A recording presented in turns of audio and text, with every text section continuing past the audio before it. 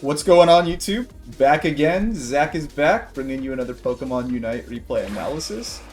This time featuring Ho-Oh.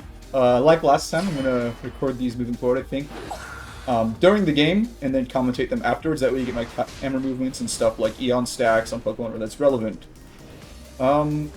So Big Root, obviously, you can see the item I'm using on Ho-Oh, is a big deal on this Pokemon. Naturally, it helps your regenerator, so it's just good when you're moving around on the map. But even aside from that, it's really, really strong when you're playing Potion as well, and playing a healing moveset, which I am this game. I'm playing Sacred Fire and Sky Attack. And the reason I am with Big Root is the plus Sky Attack, the fire on the ground, as you'll recall from my guide, can heal you while you stand in it.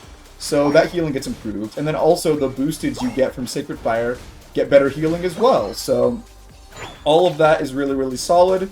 It is why I like this build now on this Pokemon. I've been experimenting with some, and I think it's really, really solid. Anyway, let me talk about the game some now, before we talk about the build that I haven't even gotten to yet. Here I decided to come mid and farm these Natus. I've talked about this some in previous videos. Generally, it's best when you have a team member who can come and do this with you pretty quickly. Mine didn't, though. He sort of shows up a little later after it's already done, which is not ideal. And we do miss out getting here on time for these, but we get most of them and we get enough for him to level up, which is important. And yeah, what I really like here is the first thing we do, we take this level advantage and we start bullying them with it. Unfortunately, his focus band kept him from being knocked out there. But even though I'm between the two of them, I still play strong because they're both under-evolved, they're both under-leveled, I have full HP, I have potions, I have a lot of wiggle room. I don't know why I didn't back off there, it is what it is. We're just going to play strong still. When you're strong, I think the important thing to do is to play strong. And even though he has a little advantage on me now and has a move that and has a better move than what I would have right now, it's close enough where I can get these last hits, I can have him attack me, and naturally pick up an easy KO here. Right? Easy KO? Yeah, easy KO. Now, I wanted to steal their farm and score potentially, but since the enemy team showed up there, didn't really have a chance to, and I think part of that is that top is getting completely dunked on right now. As we will see, I think they knock it out right now. Yeah. And so that gives me opportunity to come mid with them, do Regidrago. They're scoring some bottom, but it's not enough to knock it out. I just looked to see how many points they both had. I was like, okay, well, they're scoring points, but we're getting this buff that'll let us score more points theoretically, and we're stronger in general, so I don't mind them scoring points to try to catch up when we're doing objectives, which get us more experience in the points they score.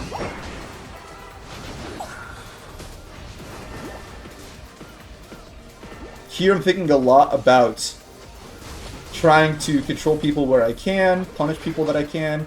Unfortunately, teammates dying at this point in the game is not really something I can do anything about, so I'm just positioning myself between people and their goal zone, or between people and other people, making it difficult for them to link up and fight me together. I'd rather than fight separate if possible, because my team has a lot of CCs that can punish people that are by themselves. But even aside from that, we have a lot of solo kill potential for the team, right? We have Burst for Scyther that can kill one person really easily. We have Leech Light for Buzzwole. Darkrai loves hunting people down. I can finish off low health targets. But here instead, I'm going to play a little coy, back off just enough to get my moves. And once I have them, I am a menace once more. Especially since my Charizard is still ulting, I want to play with them at this time. And I also want to play forward because I'm close to getting ult. I am still, like, not even mid-8 yet, but it's getting close to the point where it's worth my time, I think, to play forward on the off chance that I can get an ult from a kill on the enemy team, so to speak. And ult someone right away if need be. Unfortunately, we don't get it here. And I get stunned in my Sky Attack, which is really annoying. As I mentioned before, one of Ho-Oh's biggest weaknesses is getting stunned. So Blastoise is very strong against Ho-Oh, actually. But this game, we actually managed to make it work just fine.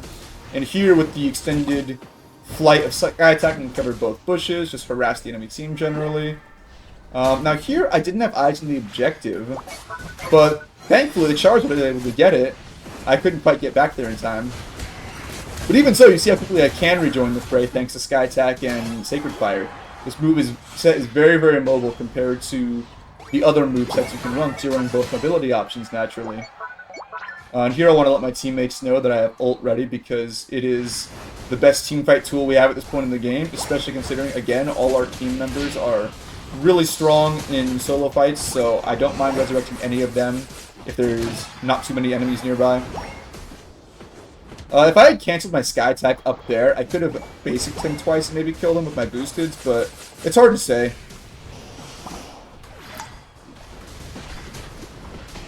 Here, because I get the KO, I decided to res him real quick. Mainly because he's been doing really well, and he's kind of my best way out of here without me dying. And it feels bad to let him just die this way. But at the same time, I think it's really important as Ho-Oh to keep yourself alive as much as possible. Obviously, you want to be gaining XP constantly. If you're dead, you're not gaining XP. But even aside from that, just the vision advantage you give your team with this mobility moveset is really, really important. And so I think it's really important to not spend time dead where your teammates can't see what's going on the map. And look, even though I'm making a very aggressive play, thanks to both my mobility options, I'm able to get back. And now I have Sacred Fire if they try to chase me. Missed it there, but you get the idea. I'm buildable enough to where they can't really punish me for trying to steal their farm. And here my goal is just secure, so I'm just going to keep hitting. And thanks to my Fire Blast and the Charizard's Fire Blast and my boosted, we're able to pick up the last hit there. And Darkrai and Charizard, of course, holding down the goal zone here. This Darkrai did very good. Honestly, my whole team was really solid in this game. That's part of why I wanted to show this replay, to show some hope to the masses. I know a lot of people complain about their teammates being bad all the time, and it's easy to believe that we never have good teammates, but you have to appreciate when they're there, otherwise you never notice them, you know? So that's part of why I recorded this game, was for myself to appreciate my teammates, but also so you guys could. You guys can enjoy the fun of seeing a team work together in a coordinated fashion. Granted, I would have liked an extra support in this game, but both my all-rounders did okay for the most part, so I can't really begrudge their picks. I mean, I'm sure I'd feel differently if we lost this game, but c'est la vie. Thankfully, we get the last hit bottom. That's always nice. And since there's a lot of points in the game, I picked it up right away because, as I remind you, you need 25 points to get a full Resurrect on Ho-Oh. So it's very, very important to pick up points if you do score.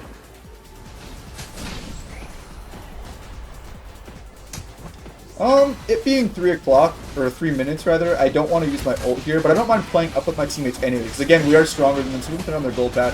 We have a Regieleki threatening them. It's not like a free defense they have here. And even if we can't get it into their base, we can at least knock out their goal zone. That's never bad. Here I'm planning on farming all the way top. So in a situation like this, where you can farm the middle farm or the top farm that's the enemy farm, I tend to go for the middle in a situation like this, because the middle is guaranteed to be there unless the enemy team did it, which they wouldn't have had time to because they were all dead. Whereas top, if they go straight there, they can start doing it, and sure enough, they're here. Maybe if I had beat them here, I could have fought them for it, but at the same time, I can still harass them some, I can still give vision, and we get the farm mid that's a limited time resource, which is really important to maintain. I think part of how you can maintain your advantage on this map as the winning team is by constantly pushing the enemy where you know you can. Like I said before, you have to play strong when you are strong. Otherwise, you will eventually not be strong. Here, I don't mind being on the other side of the wall because I can force them out of position in weird ways and pincer them with my teammates coming in on the other side. No such luck, though. Instead, we're just going to keep giving vision, harassing people. In ground fights, especially with less bushes, vision is really, really important, which is also part of why this group is really good. Being more bubble means you can see more places more often. I see Darkrai solo fighting top, but since I have my ult, I decided to play with my team instead, trusting that Darkrai can take care of the attacker he's on top of, which he did. And then my teammates, with the help of my AoE damage, can easily dispatch everyone else. Yeah, and the Darkrai even manages to connect with us, help us finish off the last guy. I checked with my Sky attack in case he needed it, but he did not. As can be expected. Oh boy. You can hear me talking in the video. I was talking to one of my cats. Lol. But anyway, really solid game, really solid stuff. I hope this video shows why I like this Ho-Oh build. Look at that healing. That is why I like this build. That is a lot of healing. You do not get that without Big Root and without this build. So thank you all so much for watching. I really, really appreciate you. If you enjoy this content, if you enjoy the videos I make, be sure to like. Let me know in the comments what you like, what you didn't like, any suggestions you have for the future. And, you know, subscribe if you enjoy the content. Last but not least, I do stream on Twitch from time to time. I'm planning on streaming tonight, actually. I know I said last time I would be streaming online after the video went live, but this time for sure. So I'm actually gonna eat dinner and then go online right afterwards. So check out the link in the description to the Twitch channel. Come follow, watch me play live, interact in chat, ask me questions, tell me how bad I am. All fun stuff. But anyway, thank you all so much for watching. Hope you have a great day. Peace!